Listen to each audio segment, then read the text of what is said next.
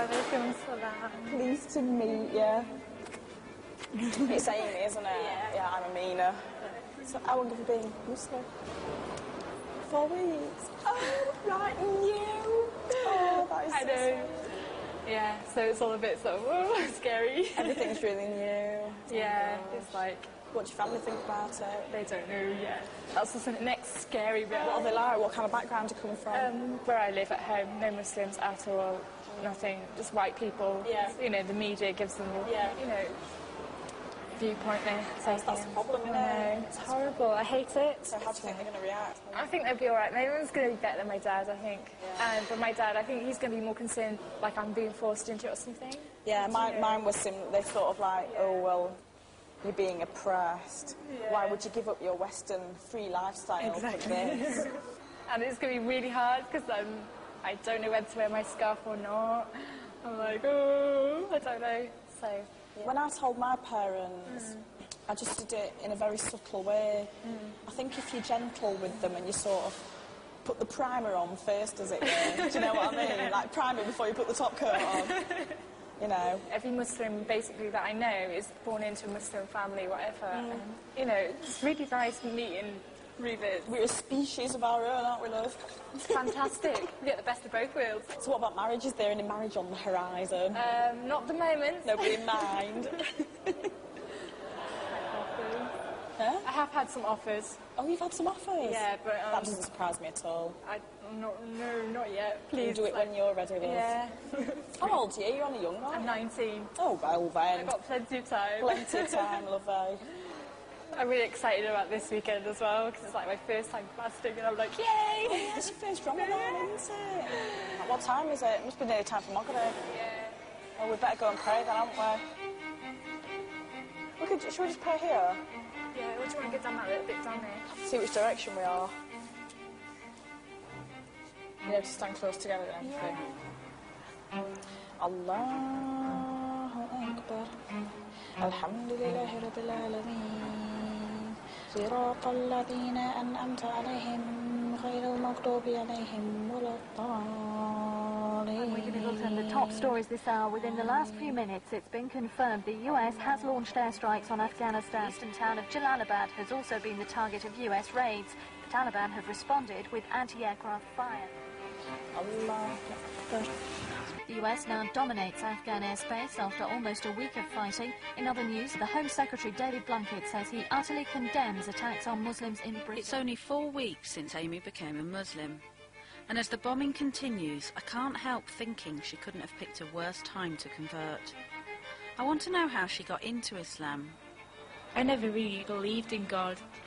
I had a few friends who were Muslims, and I asked them for books so I could respect what they believed. And the more I learned, the more it was like common sense to me. So I just decided to convert to Islam, and I'm happy.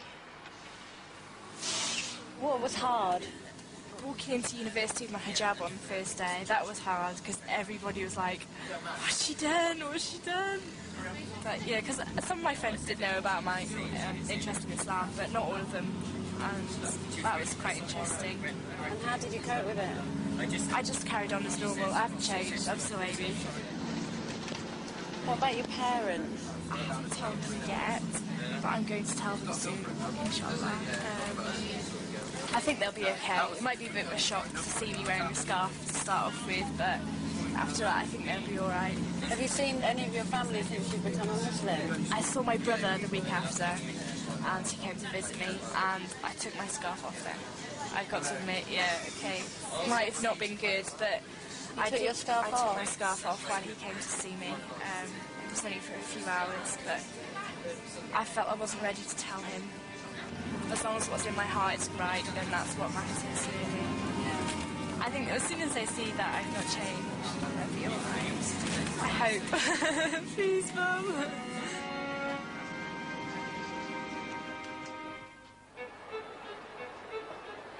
As a new Muslim, Amy's had to change her whole lifestyle, and that includes her wardrobe. So where are we going, Amy? We're going to Tyrak to look for some scarves. Usually I can find some I really like. Oh, we're going down here, aren't we? Most people wear the sort of black ones, don't they? I find them too boring. So Are there sort of rules about what you can and can't wear? See-through ones are not a good idea because they're like obviously showing your hair. I can't wear that because you can That's see really straight nice. through it. But it's really pretty. It's just a shame, but... And you're not allowed pictures either, like of animals, like dogs. No, no, no. Do people comment on them? Sometimes some comments I've had, it's like, oh, it's too bright, it makes it really pale, blah, blah, blah. But that's, I think it's only people who can't, like, actually handle the fact that I am Muslim and I'm white as well. Do you think that's harder for people to accept? Well, being white and Muslim, I think so. Right. There we go. Have you got a mirror? Yes, just one on the door. Thanks.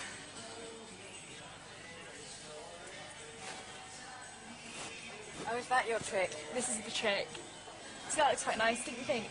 Yeah, I do. I like this colour, it's nice. And how did you decide what style to wear? I just copied my friends. Because I find, like, you know, some people, they put a pin there and then they take that bit up there like that. I can't do that, it's too complicated. This So is what do easy. you do?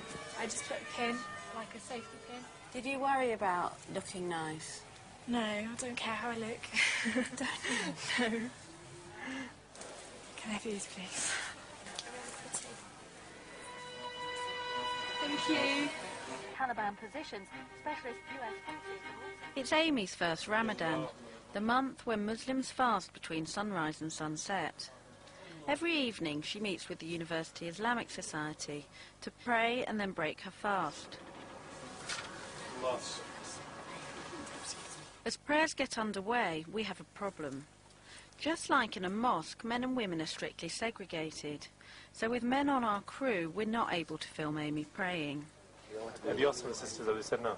They weren't happy with the guys going in the sisters' area. It wasn't about what we were... Yeah, you can't do that either. Sorry. Could we pull a curtain aside and film from this side, just a shot of Amy? Just a shot of Amy, yeah, I think we can...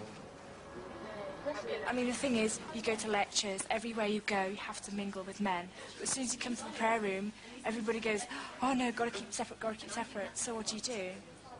Do you find the logic of that aspect of the religion quite hard? No, I don't find it hard. I think it's quite good in a way because it stops you doing, like, going and getting too close to men and, like, go and have sex and stuff like that. Because it leads to that, you get close to a guy. I mean, I've been there. You get friends with a guy, you start talking to him, get closer, closer. You just end up, you know, doing something. And as, like, you know, fornication is not allowed in Islam, then, you know, it's a good thing.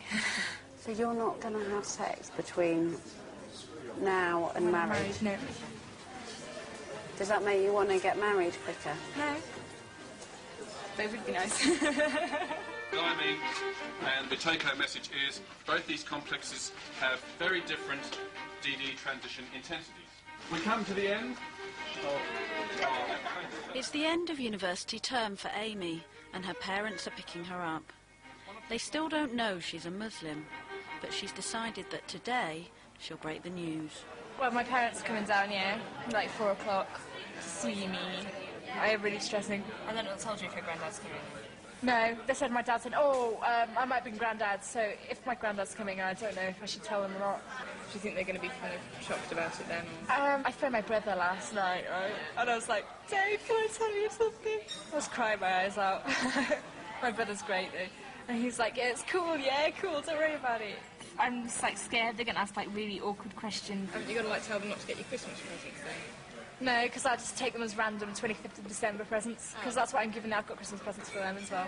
So you don't mind if we buy you Christmas presents? No, you're quite welcome. Should be alright though, I hope.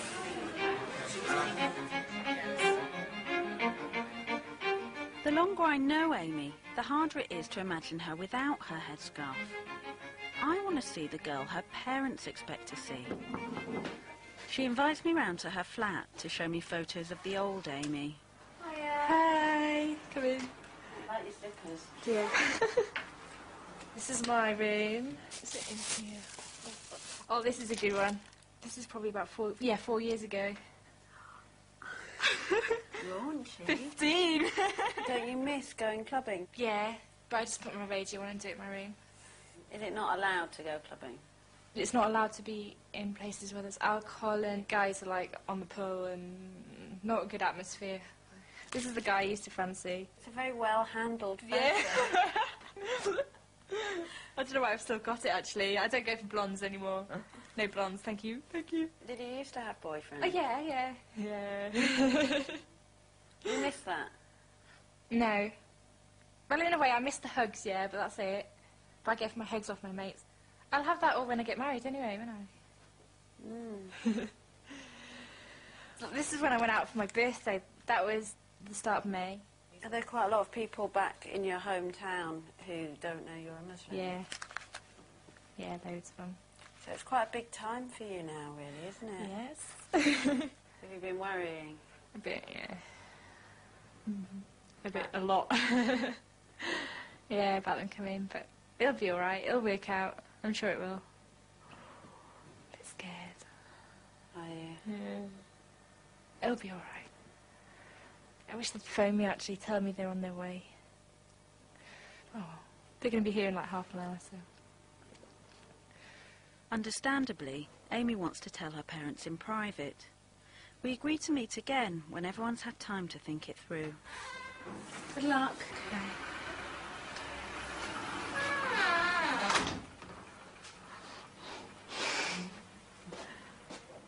Left Amy with one of the most difficult tasks converts are faced with, breaking the news to their parents. A week later I go to Amy's hometown in Wales to find out how it went. Her mum didn't want to talk about it, but her dad and brother agreed to meet me for a drink. Pint of IPA, please, and lemonade. But it was my wife who told me. They went shopping, so I went for a walk, and when I got back to Amy's flat, she told me, you know. Thank you. I was a bit shocked to start with, but then, you know, when you What did your wife say to you? I think Andrea was a little embarrassed walking around Sainsbury's with Amy, wasn't she? She was, yeah, to be fair. Because Amy had a scarf on? Yeah. Emily's probably the one who's took it the worst out of the family. She's always believed for women to be sort of independent, and she's always sort of, you know, tried to teach my sister that, and then, you know, without the understanding, just thinking that women are the ones that have got to stay at home, and that is a bit of a shock in that way. I think it was the covering her head that really upset her the most, wasn't it? Yeah. Why is that hard for us? I don't understand it personally. The way my sister's explained it, it's like, you know, to wear the headscarf is to sort of keep you special for your sort of loved one. But I don't understand why a headscarf keeps you special in any way. What about when you first saw her with the scarf? It didn't bother me much at all. No, it didn't, no. She gave me a few books to read. I haven't read them all, I've only read a little bit. But I can see, you know, yeah, why she's done it, yeah. I mean, I think she's... because it's a complete way of life, isn't it, she's doing? And she seems very happy with just that complete way of life. Do you think there was a side of her that was kind of like, didn't feel like she fitted in, and so was looking for a different path? Yeah, you know, she never wanted to go out and, you know, get drunk and go to nightclubs and all that like her friends did, you know? And in that way then she never sort of fitted in, you know, and now she does because she's got people around her that sort of do the same thing as she does, you know? I suppose living in Pembrokeshire was a bit of a square peg in a round hole, wasn't she? She comes across as a lot happier now than what she did when she was in school. Yeah. Yeah, she does, yeah. Islam answers a lot of questions that the social way of life around here doesn't answer for me. Everybody does the same thing. They just kind of go to the pub, get drunk, go clubbing, get drunk, go to the rugby, get drunk. That's what they do. I didn't want to go out to the pub. I didn't want to go and have, like, so much to drink that I couldn't remember what I was doing. And that's when people started to find me a bit strange. And I started not to get along with people around here, really. And that's quite scary, because you think I'm alone. I'm the only person around here who's like this.